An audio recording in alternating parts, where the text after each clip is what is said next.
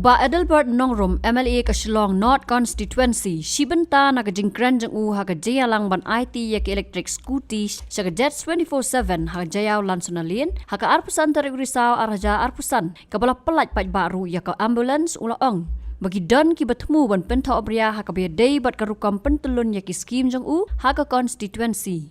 ulaong bulapan kre ban pelat pat ba ya ki scheme kumba arta tin da manore mano da ka jing Thmu Pynthohbria Ulaong bakat pras nem kim juang ai mentapan ki keli hinre ubu pat bagi skim hau kinom kelas kam ni kambam sap.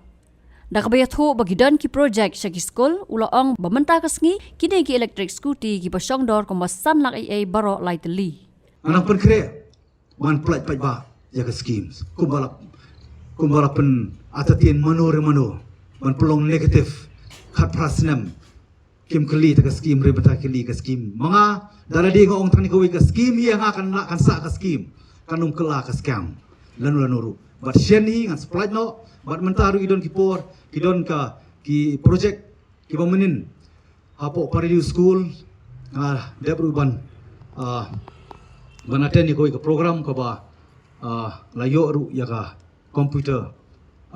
material berkiwe-kiwe dia kiba include nam jong CCTV kiba song dor sipolak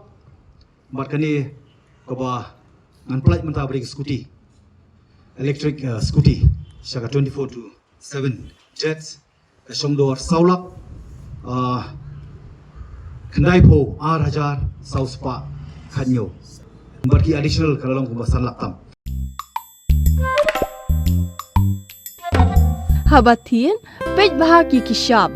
plus F. Ka plus F? Hakabam bangibam dunaki eki batte ye kamet. Namar kata habathiru atau kau kamlu ka umpnyang kadut pej ye ka shop plus F haka jingsom. Yeki nutrient kumki vitamin bat ka ayen la icon diat bada ka bathau bha kam kta i ka dur jingki marbam ka jing mat lani ka rukom shed yeki. Balehi banai kita. Kadon ka we ka jing mentoy ba kongsan. Ka kot ka kia. Ka nutrition bakam bhag ka jing im bakam bha pendon kam daki mar ba modon ka shop plus F menta kasni Lawan Ra Shafi Lingba ko office jong Commissionerate of Food Safety Meghalaya